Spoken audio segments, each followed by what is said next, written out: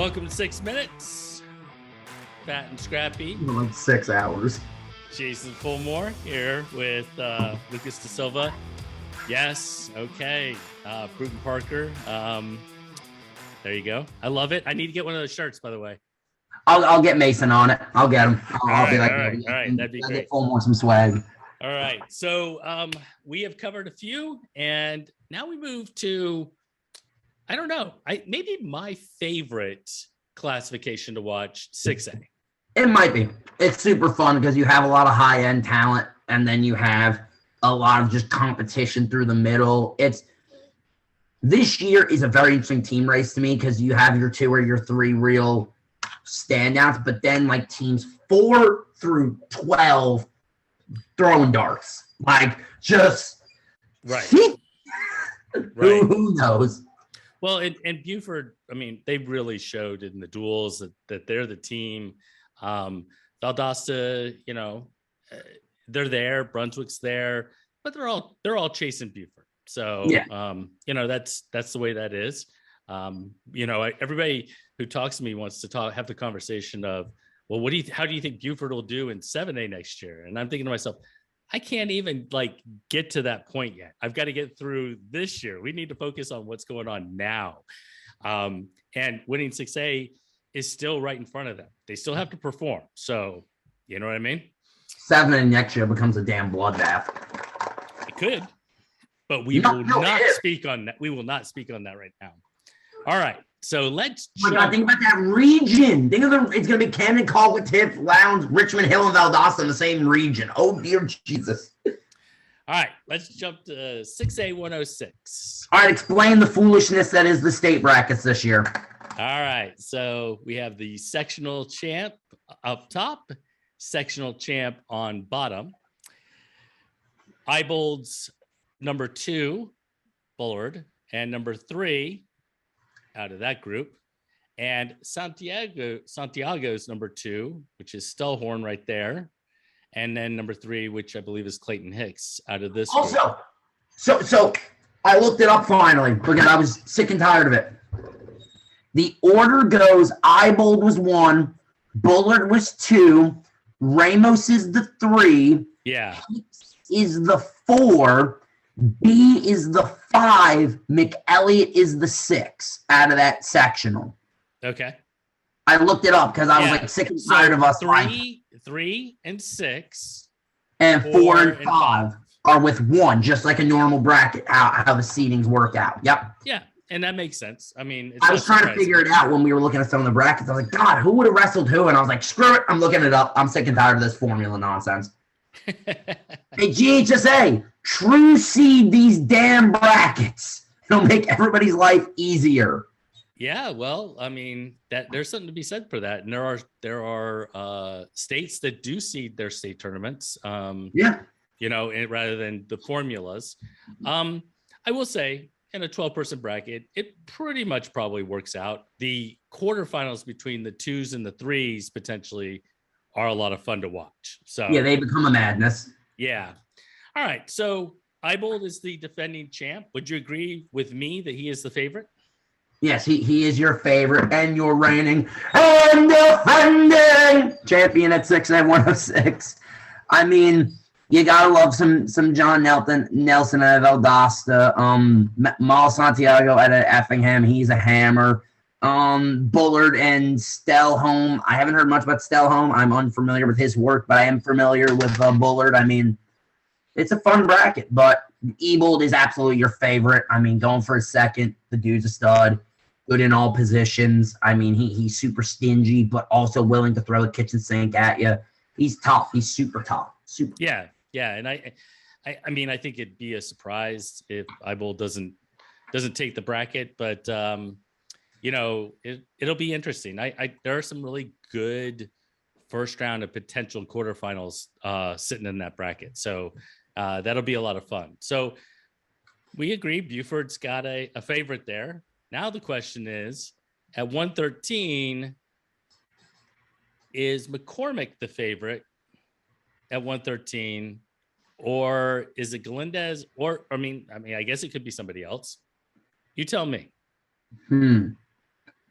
I mean, for me, this is a weird bracket because if you notice, we haven't really seen a lot of these higher, like, I've not seen a Todd Glendez matchup. I've not seen a McCormick-Keene matchup. I could be wrong. Someone please tell me if I'm wrong. No, I don't. No, they haven't wrestled, I don't believe. Like, this bracket specifically, because, like, some of the, like, Cambridge, Lee County, South Effingham, like, some of the seeds are from not traditional powerhouses, so their schedules didn't all line up. So this should be some fun. I would say McCormick is the I mean, the problem is, I'm going to say he's the favorite, but Glendez has to be given a nod. Is Glendez a state placer returning? I do believe so, right? Yeah, I don't know off the top of my head. I think so. Let me see. I can probably. Does this pop up on your screen? Yeah, it does. Okay. That's fine. Nope. He had 4 wins last year at the state tournament, but did not place. God, so he must like lost in the first and battled his way and just hit a blood round. Damn. Yeah, and I will say that it is possible he took 5th because I screwed up, because when you look at the final results, because last year they didn't wrestle a 5th place match, it gives you top 4 and then it doesn't give you the 2 fifths. So you've got to go find the 2 fifths. That's weird. It is what it is. Anyway, so did Georgia wrestle 5th and 6th? Dude. Yeah, they should wrestle 5th and 6th. I agree with you in that, I think McCormick is the favorite, but it's really interesting because McCormick the Keene McCormick potential semifinal match there looks a fun one. Looks like a fun only loss is what I want to know. I'm not Keene? telling you go. Yeah, I wonder who's only lost. Oh, it had to be Glendez, right? Yeah, I'm stupid. Yeah, because he was 50-0 to that point. I mean, right. You look at Keene and you look at Cambridge's schedule, it means for him to go 50-0, while he may not have had, a murderer's row, but he would have had to have dealt with some competition. I know they wrestle at the Metro, which means they would have caught some solid comp there. Like, he had to have wrestled some solid kids this year, and it's going to be – that is a really interesting freshman-on-freshman matchup. And then if we do assume that Glendez will get to the finals – it could be your old prototypical old elder statesman senior who's been there, done that, got the bag of chips and the T-shirt versus a freshman, first time in Macon. It's going to be his first time in the state finals in Macon. It's going to be fascinating. I'm intrigued. Yeah. I'm very intrigued. Old guard, new guard. Does it change guards or does the old guard hold on to it till? We talked about it a little bit with being in Macon for the first time and what that's going to mean to these freshmen. And while you could say, oh, I wrestled in Tulsa, I wrestled in Fargo, bro, Macon's different because the arena is crappy. Like that really does make a difference. Like Fargo's a beautiful arena, Tulsa's a great arena, but they're big, so you get, oh, it's nice, bro. You go in I call Macon the trenches. That is the trenches. It is you are in it from start to finish. You're in the worst of it. So I'm really interested in that. All right, so let's flip over to 120, and I'm a big Maddox MacArthur fan. I am too. Team Fat and Scrappy member. He wrestled really well, this year. I think his losses are up at 120 or at 120. That's right, 120. But down at the knockout at the knockout, is where I think he took most of his losses, or at least 2 of his losses. I think I think he got 2 of his losses there, and didn't he lose at McCauley? No, they didn't go to McCauley. Oh, not McCauley. Oh hell. Oh, Bradley Central. They did go to Bradley Central because I know didn't Gorman lose to Voiles? Yes. Bradley Central. Yeah, you're right. Yeah. So, but either way, the rest of the bracket, with Riley Brewer, who took second to MacArthur in the section, Durbin Carpenter, who was the section champ on the other side. Again, you've got a returning state runner-up in Cabe Doker, who took 3rd out of the section. Yeah, and that puts him in an interesting spot in the bracket where now he'll be tested early with Riley. I mean, hell, even Thomas Clay is not bad. Thomas Clay can bang, so he's going to have to go through him to get to Brewer, to even get to a matchup with Carpenter. With CA, is that Callaway? Let's see. Yeah, click on that 6068. No, that's Chattahoochee, I believe. You could be wrong. You could be right. Yeah, okay, fair enough. Chattahoochee. Oh, shout out to the hooch. But yeah. But I will say I do think Maddox is the favorite. Yeah. Okay. I would agree. All right. Anybody? Anybody that you? I mean, is it Doker? I mean, really, Doker. I mean, as our state runner-up, sitting there in the 3 spot has got to be maybe a little under the radar, but I mean, possibly. Yeah. I mean, he would have been 3 out of Maddox's region. Or out of his section. So then it begs the question, did they wrestle? But Doker can go. So this is more a question to me of, again, Maddox keeping his composure as a freshman in Macon. People are going to undersell and misunderstand how big the aura of Macon really is. Like, that arena. And I don't like, and I know I'm harping on this a lot, but I need to explain to people who haven't been. This arena, it is a ice, about 1 3/4 inch plywood, a tarp, and then the mats. Like, you feel it in the mornings when you're warming up here. You could feel it. It's also compact, and it really is a bad place to wrestle, but it builds character for you as a wrestler. So if you've never been in that kind of hostile environment, not hostile as in booed, hostile as in the arena is actively working against you, you may be off kilter. And there will be a freshman. There's going to be a freshman who loses and doesn't win a state title. And I'm going to promise you it's going to be because of Macon. I don't know who it's going to be, but it's going to be somewhere. That someone's going to be like, oh, they're the favorite. They should win. And they're not going to be able to handle the environment. Okay.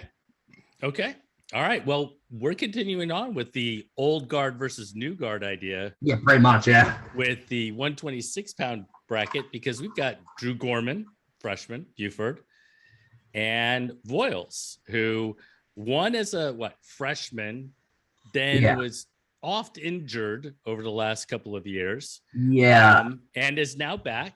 He's 42-1. I believe one of his a win was over Gorman up at Bradley Central. But you also, I mean, look, you've got Josh Sanders sitting there. You've got Colin Dragon sitting there. Carson Chalk. You know, you've got a good group. But really, I mean, the focus is on probably Gorman Voiles, right? And this is one of those brackets where you don't necessarily want to look ahead, but if you're Gorman and Voiles, you have to be smart enough to know that you're walking into a battle and a half in the final should you get there. This is a weight where I do think Voiles having the win over Gorman is the favorite, and being a senior and former state champion, I think he is the favorite walking in. But I could see that match going either way. Like, both of them are dogs, and I like both their styles of wrestling. So it's a match I'm just excited to see that match. I agree with you. I'm excited to see that match too. I hope it happens again. I didn't get up to Bradley Central to be able to watch their first match, so it would be really great. All right, so now we're going to flip to 132. And what's interesting about 132 is again, we've got Jacob Seymour, who I don't know how many state titles Jacob Seymour's won. But 35. I'm sorry? I say he's won 35 state titles, it seems like. He's certainly the favorite heading in, but you know, Rochester beat Henley in I think a 1-point match. McKinney sitting there, and we get introduced back again to Aiden Karpinski from Pope, who won state title 2 years ago at 106, who's now back.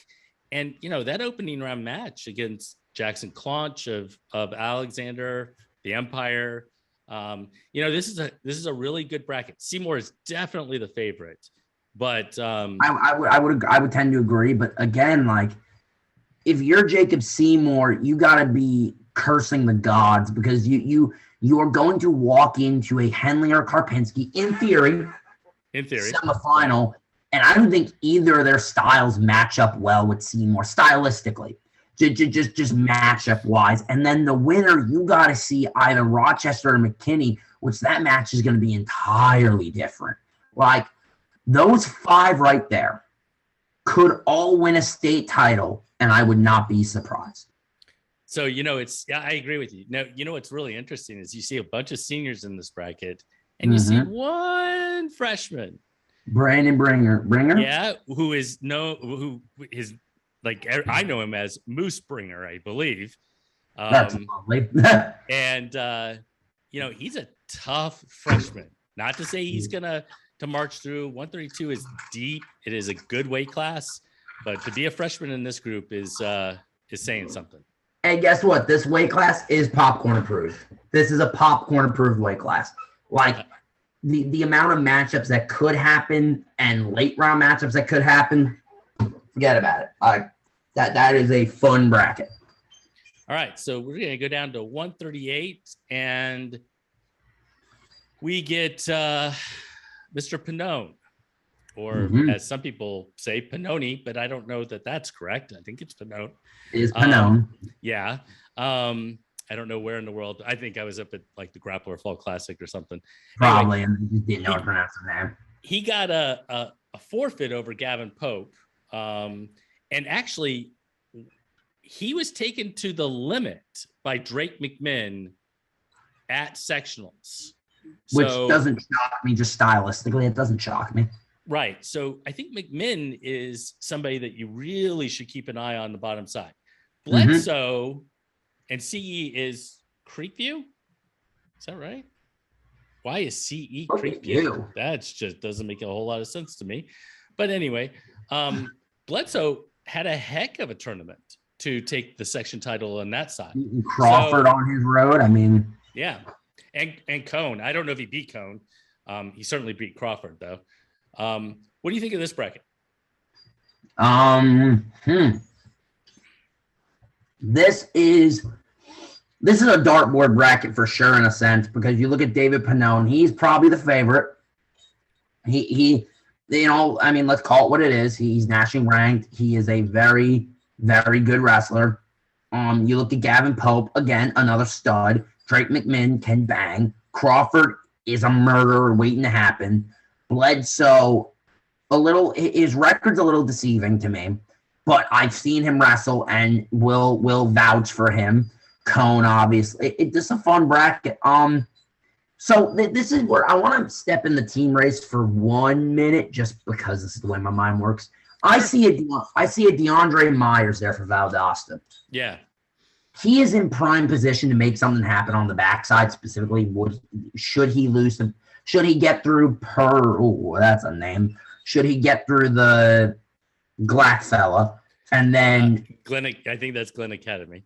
Is that Glen? Oh, wait, yeah. James. Oh, I thought his name was like Parker Sam. Okay, now seeing it in bigger font. Understood. So should he get through Sam's? Should he get through Sam's and then hit the backs after losing Pannone? He's in a position where they will need him to place. Yeah, if they're going to have any shot at trying to stick with Buford, I agree with you. But even to take second. Yeah, no, I'm saying like in general, like they will need those points on the back end. Yeah, no, I agree with you. One name that I also kind of pay attention to just a little bit as we look through the bracket is Hudson Andrews of Sequoia, who I saw him at Archer. I saw him get to work at the Archer invite. Yeah, he could wrestle. Yeah, he's solid. So, somebody to keep an eye on. You never know how things are going to play out. All right. Well, all we know is someone could wake up and just have their day. No, and that's true. That's true. I mean, with some of these weight classes, especially in 6A, where everybody seems to be really pretty close to one another, we got some battles going on. You have a situation where you never know. Somebody gets on a roll, somebody makes something happen, something happens or whatever, and next thing you know, they moved all the way through and are wrestling for a state championship. So yeah. So don't be surprised if that happens. So let's move on to 145. Who's your favorite at 145? I would say it would be Tyler Lamont. I think he's earned that right. Seems to have been like on the podium everywhere, or every year he seems to be somewhere on the podium. And he goes to tournaments, and you look at some of his matchups, and you think they may not end well, and the dude still ends up podiuming, winning it, or placing at it. So the kid can wrestle. I mean, obviously, you look down at Cullen Kane, the younger brother of Tar Heel wrestler Gavin Kane.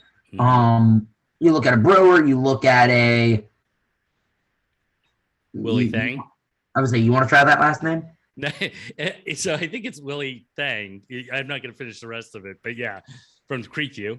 You, and there's no disrespect to him, by the way. I just, not only can I not see that name all too well, I can see the consonants in the name, and I'm not even going to try that. And then you look to the round of 12, and I see a Norman at a Brunswick. I see a McCullough at a Buford. Like, this is a fun bracket to look at. Even up there at the top, the Alexander Tyler Golden, while his record is 25-11, the sophomore has some interesting results where it's like, okay, that 25-11 might be a little deceiving.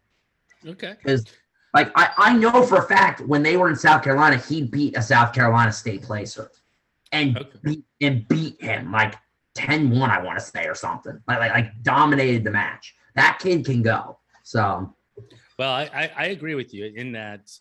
I think Tyler Lamont is probably the favorite. Although, you know, somebody can make an argument for Cullen Kane being the favorite, and I would totally be fine with that. I just think for me, Lamont he's earned that right to me. I agree with you. All right, so let's skip to 152. And probably the favorite is returning state champ Andrew Corey. Yeah, I would agree. Taylor Thompson, I think, has wrestled a little bit up at 60. Yeah, I think he started the year at 60 and dropped. Yeah, so some of those losses might be at 60. Buford goes everywhere. They wrestle everyone, you know. So again, we talked about this in another one of the ones that we were talking about. 42-11. I don't really pay much attention to records all that much because Buford was up at Southern Slam. They were down at Knockout. They have wrestled, you know, their tournaments are tough. Exactly. So, you know, none of that's a surprise to me. How about any other names that we should keep an eye on? Honestly, from a Ryan Seymour, the sophomore at South Paulding, in that Seymour clan over at South Paulding. He's 27-5. He would have got fourth out of Corey's sectional, so third. Probably not. Third. Yes, you're correct. Yes. Sorry, yeah. So he would have got third out of Corey's section. I mean, so he's probably not one of your favorites, but he could be a dark horse because anybody at South Paulding is going to be tough. So it's I think this bracket, though, is probably a little chalkboard. You'll probably see Corey and Talon make their way to the finals. Yeah, I agree with you. I think that's probably when you say chalkboard, you want to explain it to somebody who doesn't know what you're talking about? For me, when I say chalkboard, that means 1-2 in the finals, 3-4 in the third fourths, and then your 5-6-ish in the 5-6 match, or in this case, the 5-5 tie. Right. So if something goes to chalk, it is basically your one seed is the one, the two is the second. Now we don't have seeds, so it's not going to be that, but it would be the section champs in the finals. And that's the way I view it. Yeah, that's what I view it. Kind of chalkboard. All right, so 160 is maybe my favorite weight class in 6A. And before I give you my opinion, let's see what Lucas thinks. Oh, yeah, I can see why you say that. So first off, need to point out the most important thing in this bracket. Team Fat and Scrappy member Joey Robinson. Point that out. Sidebar by Joey Robinson. He's the funniest kid I've ever had to deal with. Just in the best way possible. Dude is a riot. He said some things while we were on the trip that I wanted to pee my pants. But so beside that, that bottom matchup of a possible semifinal of Sousa and Santee, should they both get there, and I say should they both get there because you'll have an E-Step or a Cornelius at Alexander or Chapman at Lee County that might have something to say about that. And then you go to the top side, we're looking at Robinson and a Throne, but hey, Titus Washington can wrestle. Sebastian Shred can wrestle. Sebastian Shred is a beast. Samuel Gadsden, I believe he's the younger brother of former Lassiter, 2-time state place or 3-time state placer Isaiah Gadsden, who I wrestled my sophomore campaign a couple of times. Shout out to him. That is a really fun bracket. I'm interested to see that Robinson Throne match. That's a match that intrigues me, just stylistically speaking. And I really like Santi out of Buford. I got to watch him a couple times this year, and I really like the way he wrestles. Obviously, Sousa, he won a sectional for a reason. You know, he is there for a reason. And Joey Robinson has a 43-1 record for a reason. So yeah. That, I think that bracket popcorn approved. Get you extra butter for that one too. Yeah, no doubt. Now, I think Throne beat Sherrod, and I'm not sure if I'm saying that right, 6-5 last weekend. So I can see that. So that quarterfinal rematch should be, unbelievable. And the winner gets Robinson in a semifinal. Yeah, that's that's good stuff. And then who knows, who's gonna come out of the bottom side? I think it's Sousa, but it's a great but I do like Santi. I like him. His style of wrestling, I enjoy him. Full gas pedal, just getting after it. Physical hand fire. I like Santi. Shout out to him. All right, so 170. So 170 is a lot of fun. We've got a returning state runner-up in, is it Zion? Is that how you say his name? Zion Hall? That's a better guess than I have. So Zion had, I know he worked out with RJ Weston a lot last year and that sort of thing.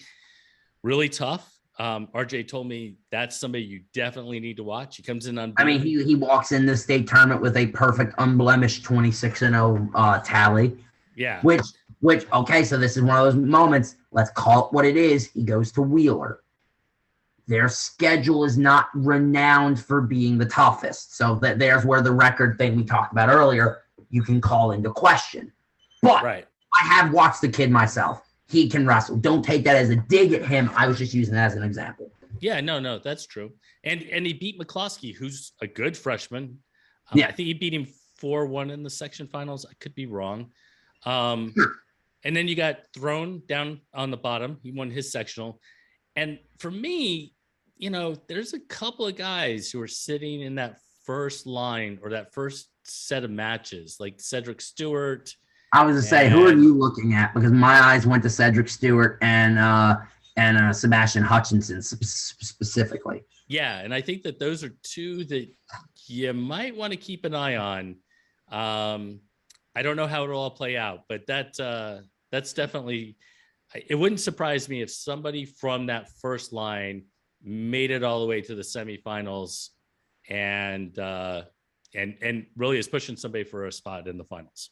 I wouldn't be too surprised either. If you look at them, you even look at a little smaller on. You have an Aiden Chinson from Lee County, 49-7 on the season, and has wrestled some dogs and has some good wins on the year. Like this is a very wide open weight, especially on that bottom side. That bottom side is fun. Mark those bout numbers if you're a wrestling fan and just want to watch good wrestling. Mark those quarterfinal bouts. And find them on the map. I agree. All right, now we go to 182, and 182 for me is a really, I think, an interesting weight. It's going to be a fun weight, I think, to watch. Jackson Lakeland is the returning, maybe the defending state champ from Glenn Academy. You only get a yell if you're for sure the defending champion. Yeah, and defending, what I mean by defending is actually at the weight that he won. That's what I mean too. That's why I'm saying I'm not gonna yell unless I know. I know he won a state title last year. I just don't know if it was at 182. But he is 34-1 with his one loss, I believe, to Leon Charlton from Brunswick. So that means they would have split the season series being 1-1, which is that's always some fun because then the way my mind works. I'm like, oh, that should be some fun if they both work their way through. Right, but you still have some tough matches. Dylan Burton was second last year, down at 160, in a 3 spot. Where he's sitting in a 3 spot. And Maldonado. I would say let's give some love to the other sectional champ, Maldonado of Grovetown. Let's give him some love. Yeah. Dude beat a Serber and an Aaron Reiner. Right. Well, he could have beaten Reiner. We don't know if he wrestled Reiner, but he definitely beat Super. He outplaced him for sure. Yep. So I think it's actually from top to bottom an excellent weight class. No, I agree with you. This is a fun one. This is for me a little bit of a dartboard weight, just a little bit, because even when you look past a Lakeland and a Charlton, I don't know how far is the gap between them and the rest of the weight. I don't know for sure. So this is kind of one for me where throw some darts and then get some popcorn next to you, buds. This is gonna be a fun one. Gonna be fun. Gonna be some fun. All right. So now we jump to 195. And have you seen a bigger individual, 195 pounds, than Josh McCutchen? No. I don't get how he makes 95. Like, it's kind of scary.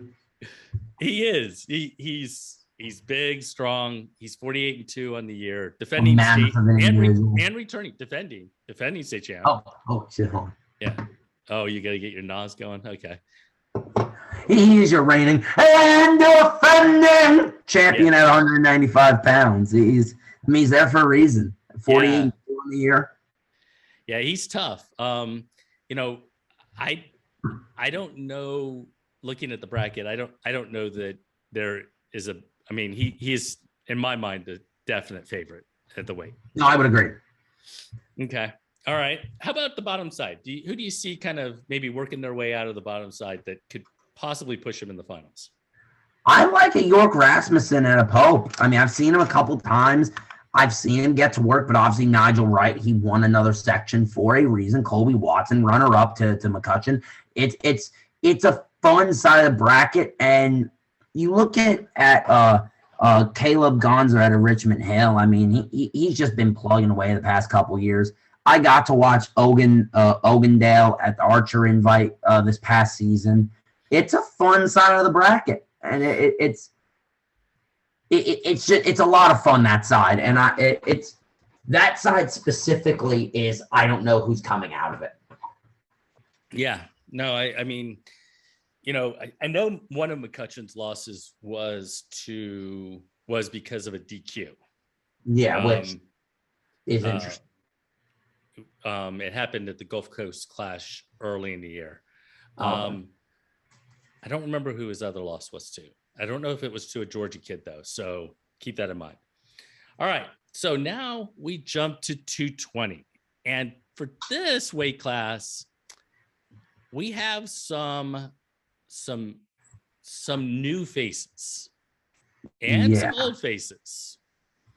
And I don't mean old faces, that's mine, but some faces that have been to the state tournament previously, like a Logan Webster, a Striker Woods, a Anthony Lowe, a Thomas Crawford. They've been there. They've wrestled here before. Also, is there a better name in Georgia wrestling than Striker Woods? Is there a better name? Like, that might take the cake. It could. Have you watched Jacob Levy wrestle from Carrollton?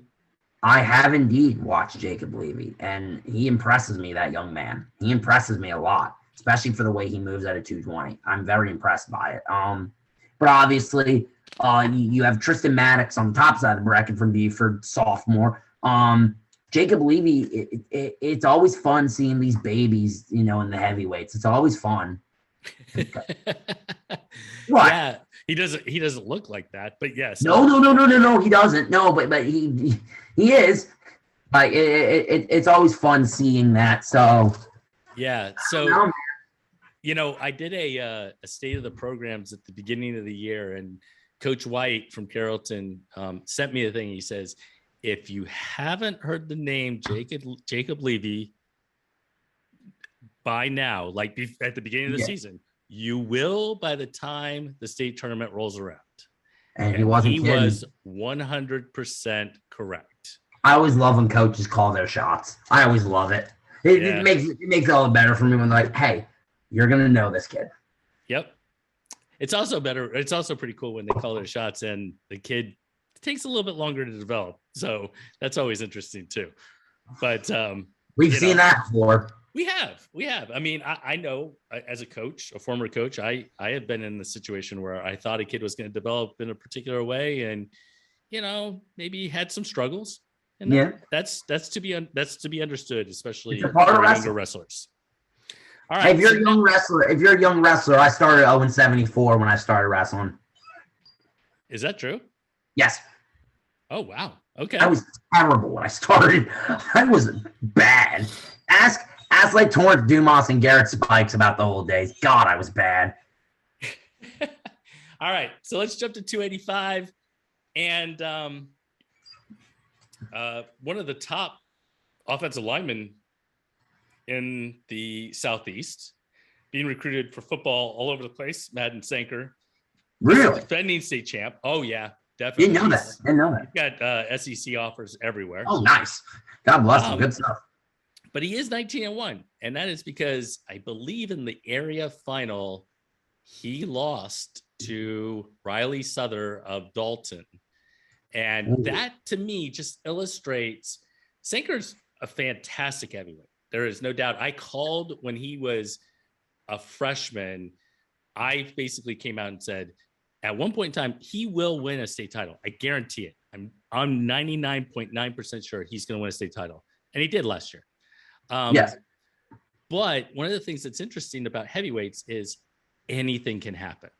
Oh my God. Yeah. Because, see, and this is where I'm going to get yelled at. Heavyweights to an extent, and by the way, this is coming from someone who is a heavyweight by distinction. They are a bit like turtles. That if you can get them to their back, ain't much is gonna happen for the most part after that. It is, let's go home at that point. So heavyweights are always fun to watch too. I mean, we just saw it in Chattanooga App State duel. Mm-hmm. Losing, come here, I'm gonna give you a nice big bear hug, step through, stick. Like it happens. It happens a lot. So it does. And the heavyweights who, it takes one wrong step. It takes one thing. It's not like a 6-pounder or a 13-pounder where they scramble their way out like little weasels, and I was a 6-pounder, but the truth is they find a way out of those situations. You get a big, strong heavyweight with all that weight on top. I don't care how good you are. It's lights out. It is. So especially when you got to take into account that there's this new wave of heavyweights where they try to wrestle like lightweights. But the problem with that is this: they don't have the best body for it. So they will. Who did I see? It happened at Grappler like twice where I saw a heavyweight go for something and put themselves in a really bad position and then get caught and pinned. Yeah. Like it happens.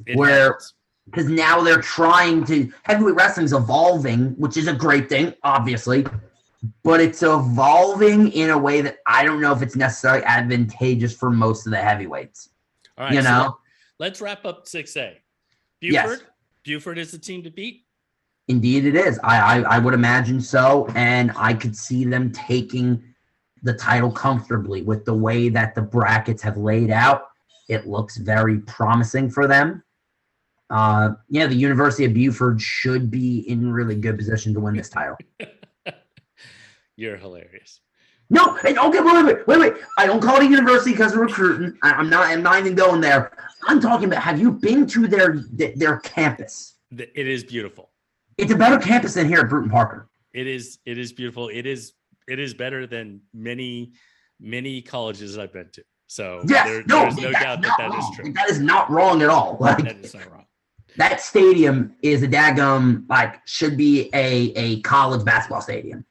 Yeah, no, it's and for anyone who hasn't been to Buford, you really should try to go to one of their tournaments or something along those lines. I had the pleasure of wrestling in it the first year it was built, that big stadium, and was opened.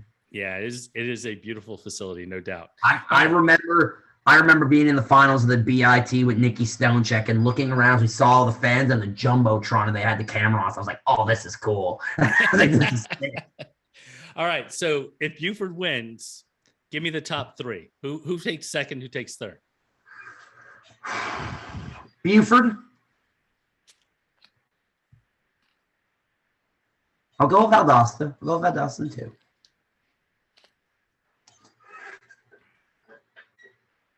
I'm thinking because I want to make a call, but I can't remember all the brackets layouts yet. But okay, that's fair. South Paulding could be in that mix.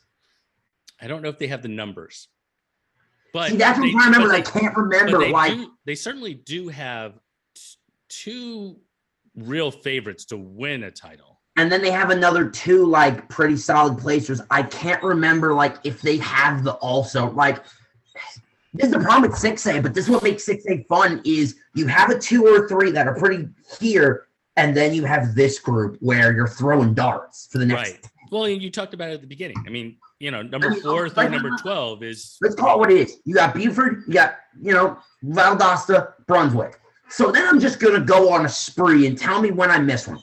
Cambridge, Pope, Lassiter, Richmond Hill, Alexander, Creekview, Lee County. Like, I could keep going, by the way. Like, Dalton can be in there because they have like 5, 6 guys there, like, I think. And they have throw darts. Like, that's all. Effingham, they have a couple, too, in good positions. Like, yeah, they do. And South Effingham, for that matter. Both of them do. Like, South Paulding, I just mentioned. Like, yeah. I don't know. Like, I think Buford and Valdosta are going to kind of clear from the pack. I think Buford will clear a little from Valdosta. Let's say 35 points. Ballpark, 25-30. I think Valdosta will be 20 to 30 ahead of third place. And then third to – don't be shocked if third to, like, 8th, there's a 10-point difference.